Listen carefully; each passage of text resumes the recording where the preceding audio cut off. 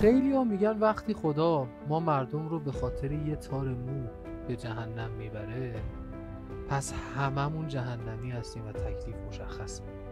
تا حالا بهش فکر کردین؟ نظر شما چیه؟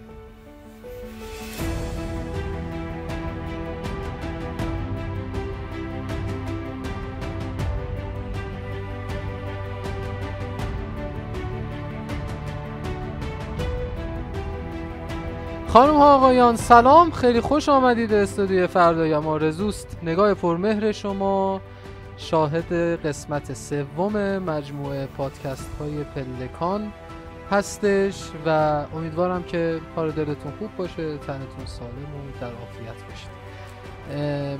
و اما امروز میخوایم راجع به این صحبت کنیم که آیا خدا به خاطر یه تار مو ما رو به جهنم میبره؟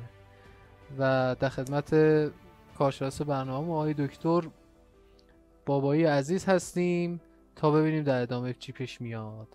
در خدمتتون است. سلام عرض میکنم خدمت شما و همه همراهان فردایم آرزوست. امیدوارم که گفتگوی خوبی رو با هم داشته باشیم. موضوعاتتون هم برای خودم جذابه، موضوع قبلی هم خوب بود، خیلی خوب بود. این موضوع هم واقعا جذابه. امیدوارم بتونیم با هم گفتگوی خوبی داشته باشیم. قطعا با حضور شما بوده. و اینکه آقای دکتر بعضیا میگن حتما شنیدید که خدا قراره به خاطر یه تار مو ما رو ببره جهنم، پس دیگه با این سختگیری و این مسائل سایر مراعات‌های دینی و احکام و شریعت و اینها همه رو بیخیال میشیم دیگه. و خب آیا واقعا خدا این کارو میکنه برای یه تار مو ما رو میبره به جهنم؟ ببینید معیار بهشت و جهنم یه تار مو نیستش واقعا و یک کسی هم برای اینکه خودش رو بخواد به جهنم برسونه باید از 7 خوان رحمت خدا رد بشه و اینطوری نیستش که مثلا یکی بگه که یه تار موی بیرون موند و خدا به اون واسطه او رو به جهنم میبره. معیار این نیستش. معیار بهشت و جهنم چیه آقای دکتر؟ خدا تو قرآنش خیلی راجع به آخرت صحبت کرده بر ما و این هم مثلا کلید واژه اساسی قرآن هست و روایات هم بهش توجه شده. حالا ممکنه همین سوال که شما میفرمایید برای ما هم ایجاد بشه، بگیم که معیار چیه؟ معیار بهشت چیه؟ معیار سرای آخرت چیه؟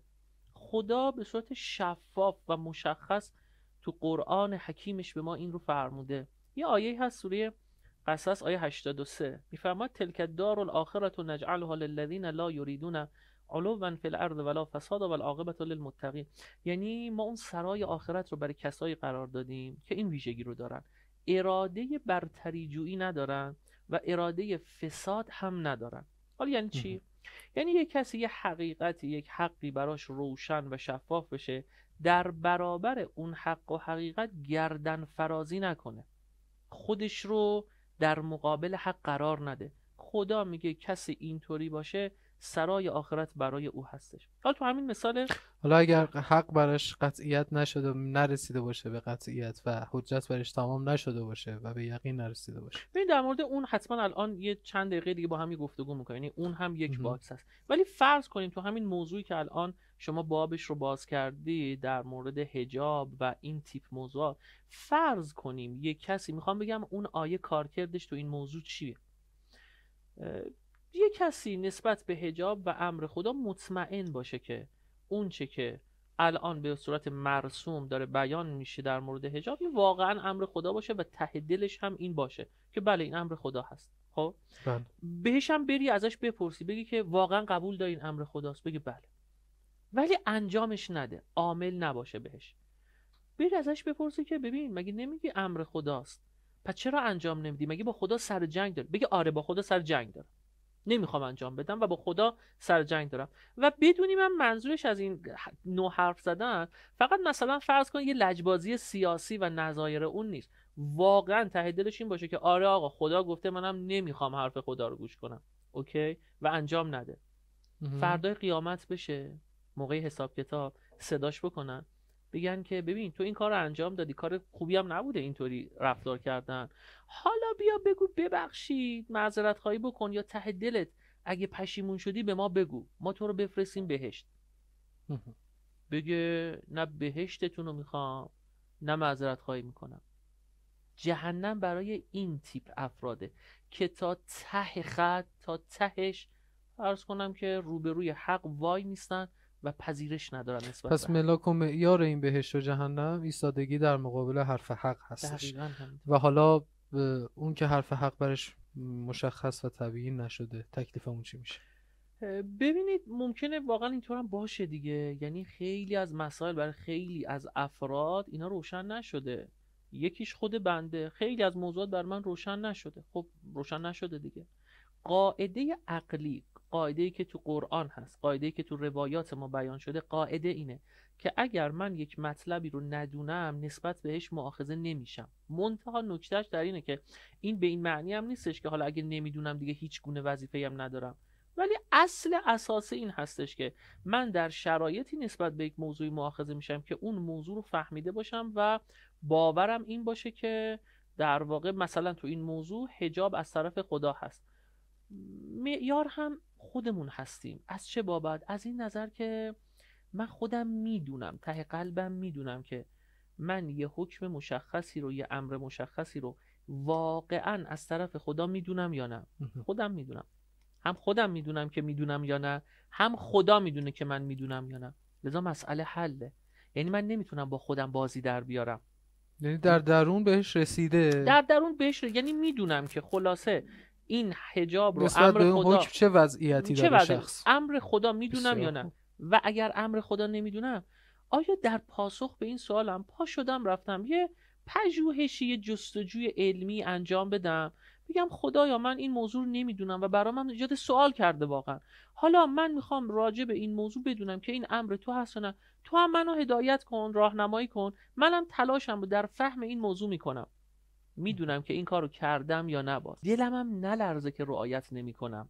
خب ممکنه که اتفاق بدجوری بیفته، ممکنه ارتباط من با خدا ضعیف بشه، ممکنه به اصل دین من لطمه بخوره که من یک کار کوچولویی در حوزه حجاب رو رعایت نمی کنم ولی آثارش برسه به اون اصول اساسی دین، یعنی ارتباط با خدا، یعنی باورها و اعتقادهای اصیل و بنیادین من، و این خیلی خطرناکه.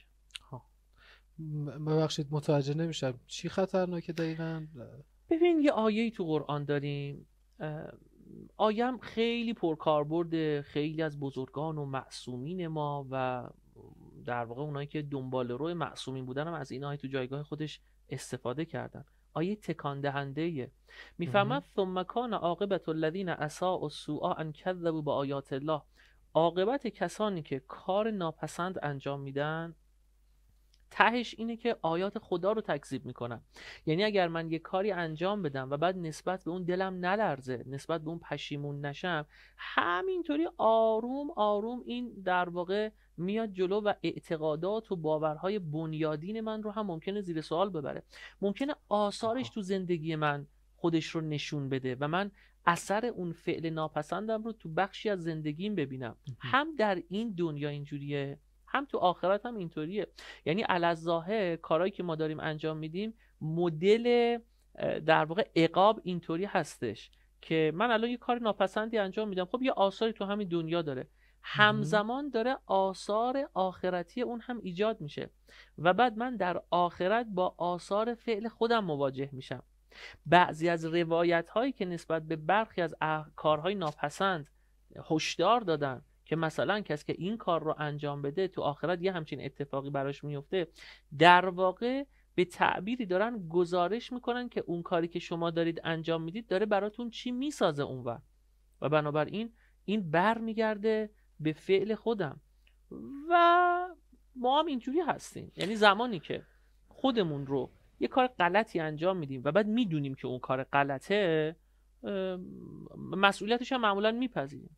یه آسیبی اگه بهش از اون بابت به ما برسه خودمون رو مقصر میدونیم. مثلا چی؟ مثلا فرض بفرمایید که دارید تو جاده تهران قم میرید، تهران اصفهان میرید، یه حد مجاز سرعت داره، مثلا 120 کیلومتر در ساعت، 110 کیلومتر در ساعت، ها جای مختلفه. بعد یه کسی یه ماشین پرسرعتی داره، ایمن هم هستش از نظر خودش، 170 180 کیلومتر بر ساعت سرعت میره، بعد یهو میبینه که براش SMS اومد دیگه که خلاصه اون تخلف براش ثبت شده. SMS که براش میاد نمیگه که مثلا چه ظلمی نسبت به من شده، مثلا مگه من چه کاری کردم، نه، میدونه که اون حد مجاز سرعت رو رعایت نکرده و خودش رو مقصر میدونه، توقعشو داره. آره دیگه، یعنی باهاش سازگاره.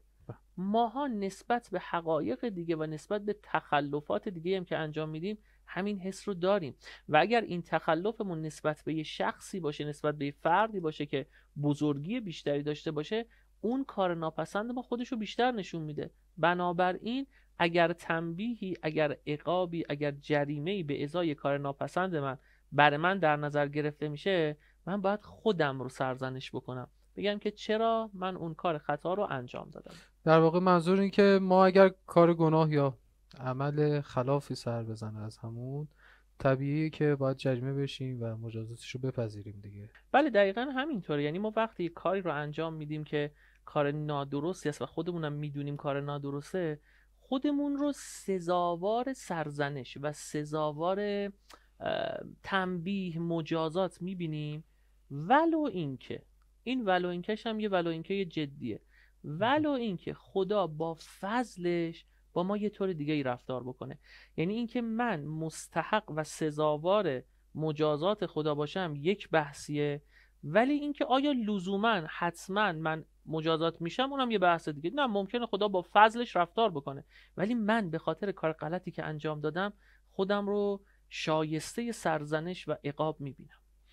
بسیار خوب. پس اگه فهمیدیم که حالا حجاب یا هر حکم دیگه الهی که از طرف خداست و ساخته و پرداخته یه قشر خاص و یک سری افراد دسته خاصی نیست و صرفا ما از روی تنبلی یا حالا بگیم اسمشو بذاریم نادونی این دستور رو انجام ندادیم و کاهلی کردیم، سهلنگاری کردیم، خودمونم متوجه این باید باشیم که مستحق مجازات هستیم و به فرموده شما ممکنه یه سری از باورهای عمیق ما رو حالا به واسطه سبک شمردن این احکام که رعایت نکردیم این باورها رو تحت شعاع قرار بده و لطمه بهشون وارد کنه. درسته این؟ بله همینطوره.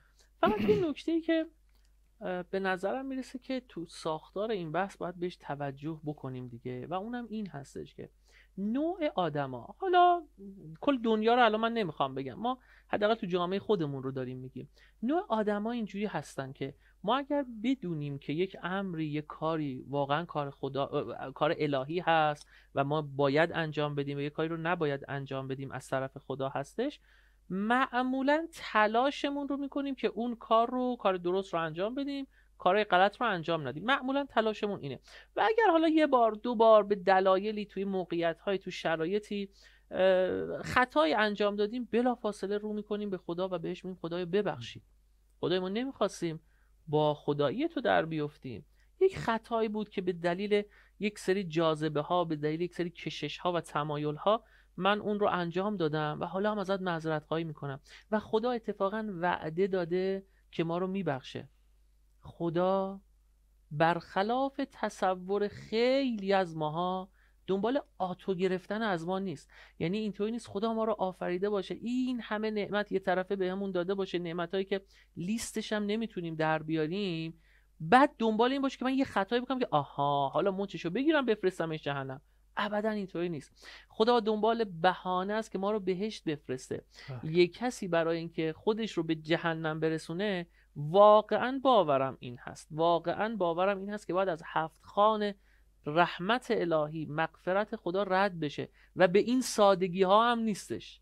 نمیدونم چرا این حس انتقام جویی خدا همیشه برای ما پررنگتره نسبت به مهربونی، بخشش، رحمت خدا. واقعا اکثرمونم همینجور فکر میکنیم و خودش یک مطلبیه که بیشتر باید در موردش فکر کنیم و خیلی به واسطه همین حس انتقام جویانه خدا که در درونمون زیاده و باعث میشه خیلی مطالب، خیلی از رحمتهای خدا رو نبینیم. همین باعث میشه که ما سریعا ناامید میشیم و دیگه میگیم کار تمومه و دیگه خدا با ما پروندهش رو بسته و اینها، و این ناامیدی همینطوری ادامه پیدا میکنه، میره و بعضا کار به جای باریک هم کشیده میشه.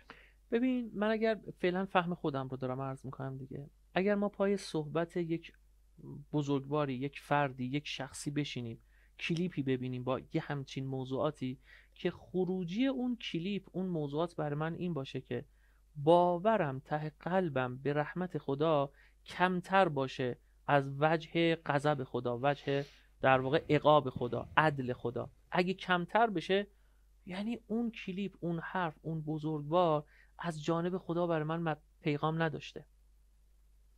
خداوند چون این حس ماها رو خدا میدونه، یعنی میدونه که ما بنده هاش وقتی خطایی انجام بدیم به واسطه برخی عوامل دیگه، از جمله اون که شما فرمودید، از جمله القاءاتی که شیطان انجام میده، این حس به واسطه خطاهایی که انجام دادیم تو دل ما بزرگ میشه که چی؟ این خدا که دیگه ما رو نمیبخشه، که آب از سر ما گذشت. خدا چی؟ خدا این حس ما رو که میدونه به پیغمبرش میگه که پیغمبر برو به این کسایی که بر جان خودشون به واسطه خطاهایی که انجام دادن ظلم کردن، به اونها بگو که خدا همه گناهان شما رو میامرزه. لا تقنطوا من رحمت الله ان الله یغفر الذنوب جمیعا. خدا همه گناهانتون رو میامرزه. یعنی چی؟ یعنی من با خدا توی موضع 0-0 میشینم میگم بسم الله تازه از الان باید شروع بکنم و رابطه؟ نه، خدا میگه اصلا من این آدمایی که میان و میگن خدایا ما رو ببخش، من دوستشون دارم. نه تنها دوستشون دارم که اصلا خطاهای گذشته اونها رو هم خودم جبران میکنم، خودم تبدیل به کار نیک میکنم. خداست دیگه، صاحب عالم هست. منظورم اینه که خدا با یک همچین رحمتی و این خدایی که ما اینطوری شناختیم به ما گفته به من خدا هم خوشگمان باشید. یه عده هستن نسبت به خدا بدگمان هستن و این بدگمانی خودشون رو توسعه میدن، پخش میکنن، دیگران رو هم ترغیب میکنن به بدگمانی نسبت به خدا. ما نباید با اونها تعامل داشته باشیم. ما باید با کسایی تعامل داشته باشیم که نسبت به خدا خوشگمان هستن. اهل بیت علیهم السلام ما رو تو این فضا توصیه کردن. فرمودن خیلی ها هستن فردای قیامت به خاطر همین خوشگمانیشون به خدا اهل نجات هستن. لذا نباید دل بدیم به حرف اون کسایی که اعتقاد و باورشون این هست که دیگه آب از سر ما گذشت، دیگه چه یک وجب چه 100 وجب. اینها به نظر میرسه وسوسه ها و القاءات شیطان هست و واقعی نیست. خیلی ممنون از توضیحات مفصل و بسیار بسیار مفیدتون. بخوایم یه نتیجه گیری کلی حالا در اون قدری که در فهم بنده میگنجه اینه که پس نه تنها به خاطر یه تار مو خدا انسان رو جهنمی نمیکنه، به قول شما باید از هفت‌خوان رحمت و مغفرت خدا عبور کنه تا بخواد ببره به جهنم و اینها. همینطور دقیقا. بسیار خوب، متشکر از حضورتون، لطف کردید، وقت با ارزشتون رو در اختیار ما قرار دادین. انشالله که بتونیم در مابقی قسمت‌ها و برنامه‌های مجموعه پلکان مجددا در خدمت شما باشیم و از حضور شما استفاده کنیم. همراهان عزیز، امیدوارم که گفتگوی امروزمون رو دوست داشته باشید و حداقل قسمتی از سوالاتتون رو پاسخ داده باشیم. نظراتتون رو حتما برای ما کامنت کنین، برامون بفرستین و بیشترین نظرات و موضوعی که پرداخته بشه ما موضوع بعدی جلسه‌مون قرار میدیم. امیدوارم که در بخش‌های بعدی برنامه همراه ما باشید. خیلی متشکرم و سپاسگزارم. یا علی مدد، خدا نگهدارش.